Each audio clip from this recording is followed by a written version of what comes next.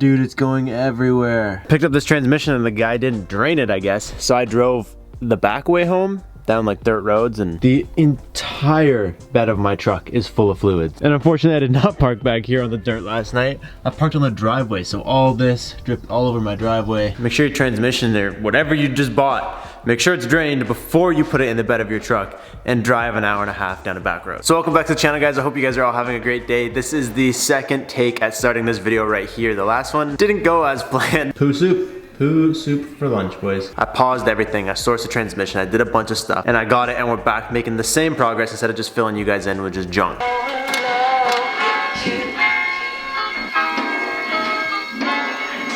So I guess let's start. Let me fill you guys in with where we're at as far as this situation here. So I want to get this truck back on the road. I want to, you know, drive it and have fun with all my cars. Like I told you guys, I want everything to be in working order. I was speaking to Current Performance, who makes these custom wiring harnesses, Current Performance Wiring. I told you guys in the last video that I did for the S10 that I couldn't figure out wherever the heck, couldn't figure out what this junction, firewall junction, I couldn't figure out what the heck that meant. So basically, all these little guys go to one post on that firewall junction, and then the long guy goes to a second post. So that's literally so easy. It's so simple to do, which is good. And then we talked about, you know, shortening this harness down once we get to the point where we take this back out and we fully redo it, because to refresh anybody's memory, we're just trying to do like a quick and dirty LS swap on the truck. This is something where the LS has been sitting and sitting and sitting and sitting, and the S10 has been sitting and sitting and sitting, and I'm like, let's just get the LS in there. And then like there's so much that needs to go into this truck. Like the full frame needs to be stripped down, the whole truck, parts, body, everything needs paint, and I have other stuff that I want to do before I do this. So we're just trying to get the quick and dirty LS swap done. And when we come back to revisit the whole truck,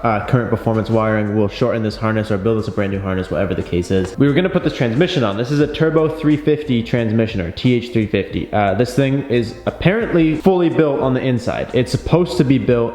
It was out of, I want to say, an old Camaro. It's got like little custom brackets here that would have fit inside of. Long story short, I got this kind of like gifted to me when I first bought this S10. I just had it in my parents' yard, in the backyard, underneath a little cover, and it just sat there forever. And on Friday, when I went to open it up, just to clean it up a little bit, there was all this goop inside of it, which is just disgusting. Cleaned all this, and I realized it's all in the pickup tube. Automatic transmissions are not something I'm trying to work with. I just don't want to do it. I just don't want to do it. We're not doing it. So instead of tearing this thing down, we paused and we sourced a new trans.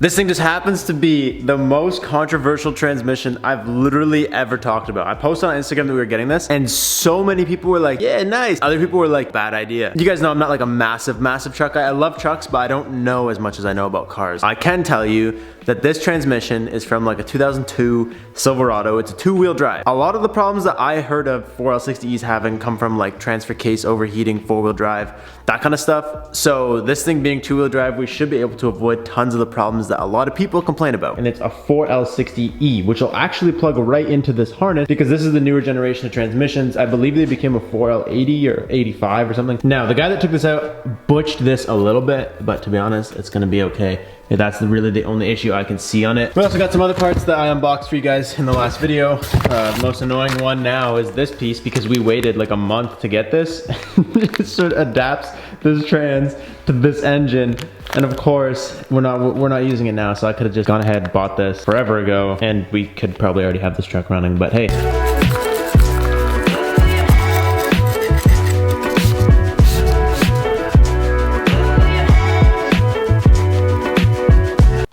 Well, I think I found out why he didn't drain any of the fluids, dude. This thing is a circle. I got all excited because I thought I could do it with a freaking drain bolt, and I still gotta drop the whole pan.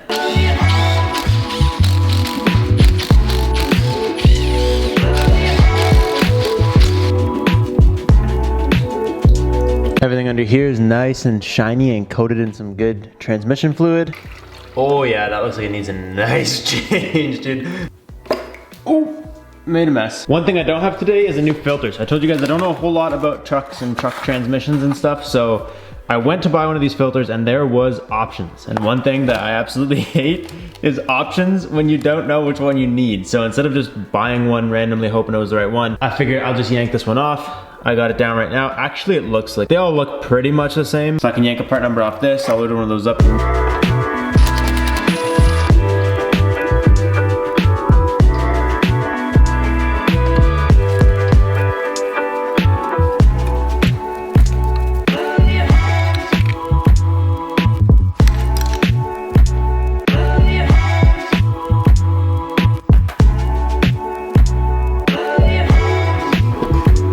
All these transmission bolt holes and everything line up nicely. This one actually has a pin in it, and this side has the pin in it. A little spot for our starter, and everything's good. I figured it'd be way easier to put them together down here on the ground. But before we go ahead and even connect any of those, there's a couple things over here that we still gotta figure out before we can put the engine and the transmission back.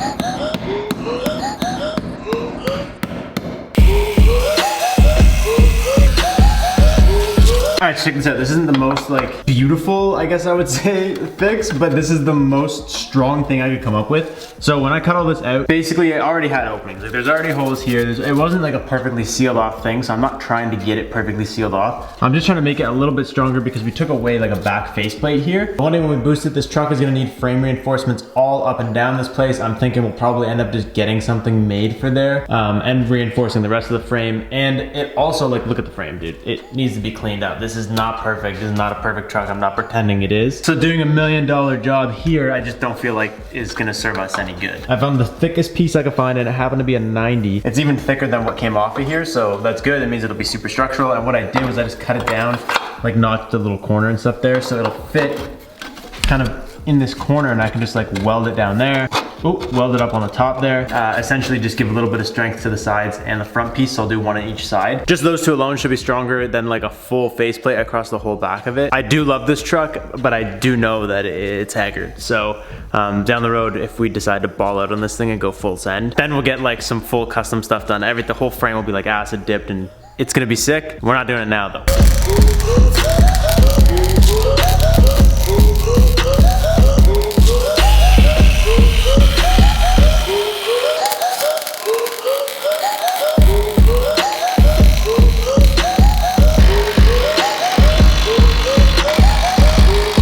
Alright, so we got the stock trans brace out. To be honest, I have no idea if I'm able to use that or not. That's something that I didn't do any research on, but I figure get it out, get this in. It'll be easier to tell if that'll work. We can just bolt it back in. So that's done. These little, I did like little wide body cuts on these tabs. So I cut them every whatever inch and a half, and then I just hammered them up. So that's the maximum amount of room we're gonna get right there. If we're still hitting, we gotta figure something out. And then I went ahead and I welded our little brackets on the back there. They actually are gonna do a really good job. The welds came out way better than I thought for where the location is, but it looks super hack job because it's a 90, because I didn't make it like a nice smooth thing, and because I'm not gonna put like a piece of metal over it to cover it to make it look good, because this isn't the end of the road for this truck. So I'm not gonna show you guys because it looks super hack job, but just know that it got done. Now I think the best way to get this magical donut on this thing is not to pull the flywheel off, but to just kind of like put it on and I guess stick a wrench in behind there. Like, no idea if it's gonna work. I honestly have never assembled a manual. I've only taken it apart. So I guess we see how this goes.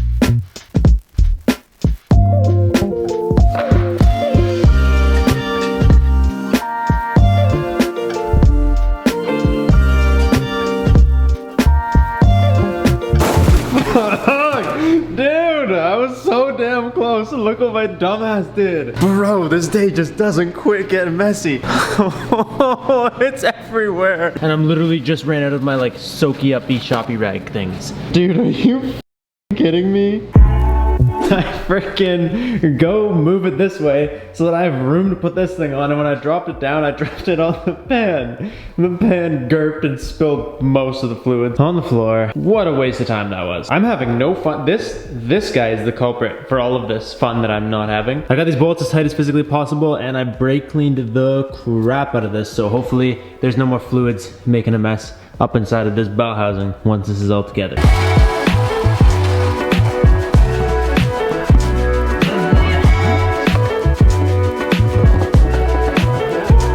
That's it, dude. What? Too easy.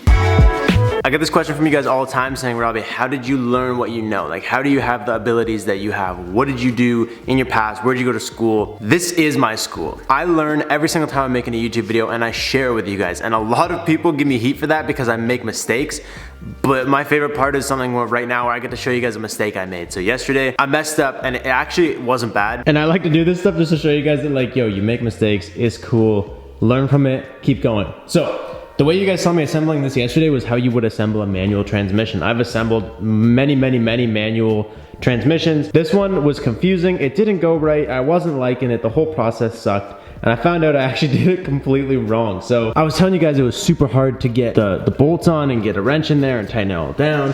And I was telling you guys that this thing was hard to hold up there and balance there and everything was just weird. So this morning I came back out here and I took it off because I did do this backwards. For those of you guys that have never worked on autos before, you wouldn't know that, just like me. For those of you guys that work in like shops, you were probably cringing the whole time. Now, I actually think this is something super interesting how this all kind of pairs up because it's the exact opposite of a manual. Like this is 100% different, so I'm gonna share it with you guys because you guys might actually find it pretty cool if you don't know. First up, something I've been curious about since I got this engine is why the starter bolts up and down. So normally starters bolt into the trans. All right, so check it. If you undo these, okay, so you take that out and you're like, congratulations, Robbie. You have now made a giant hole in your block, which I did. But check this out. You rotate this thing up, dude, and the bolt is right there. There's a perfect little access hole right there. Literally no effort. I can reach in here and undo these bolts, dude. One thing I did do right, you guys can see on here is all lubey, and on this shaft right here is all lubey because this is going into a seal, so obviously you gotta make sure it's lubed. Now there's still a little bit of fluid left in this thing, so I'm gonna do my best not to flip it out. And you literally put it on backwards. There's one. Oh baby, that just went so well. Oh my God. This transmission was running 3 days ago, so everything should still be pretty lined up. Like it should go in pretty well. Now, from what I've learned, after I was told how to do this properly, the older the transmission, the more work it's gonna be to get that to happen. You can like, some people say you need to do 3 clicks, like it goes in, and then in. Mine literally just went all the way in at once because it wanted to be there and it was just there a couple days ago. Other people measure like tolerances, so you guys can see, for example, this is like, say 1 inch from this to the edge of the flywheel, and then this thing is set in the exact difference of that, so it'll bolt right up. Mine should be basic. It's literally all factory stuff. Who would have thought that you put it in this way?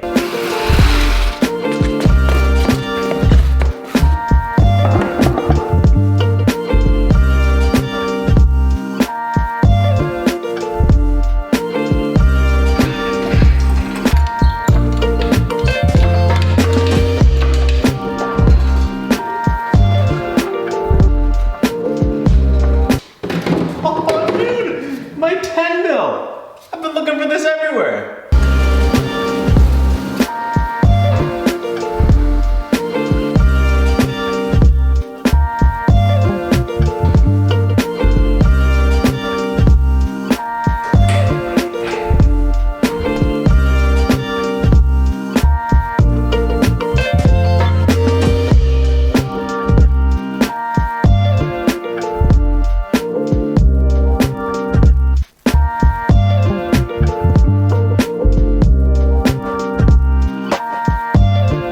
Here's the deal, this fin right here, actually the only thing that has been rubbing on its way in, and it's been rubbing right there on that stupid piece of pinch weld that we've hammered up. This basically touches right here, but removing this heater core is not gonna give us enough room because it's only gonna get me like 1/4 of an inch at most. This actually has a really good amount of clearance inside.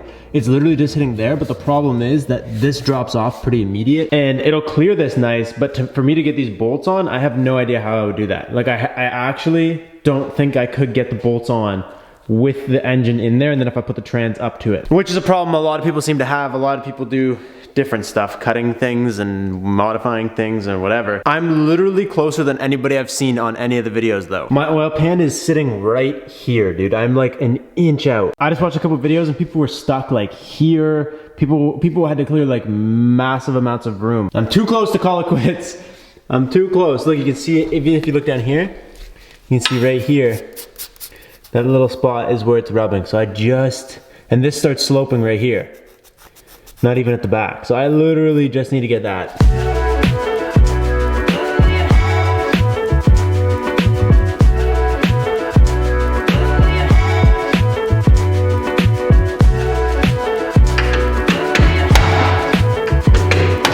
Holy shit, we might get it. Go, go, go. Yes!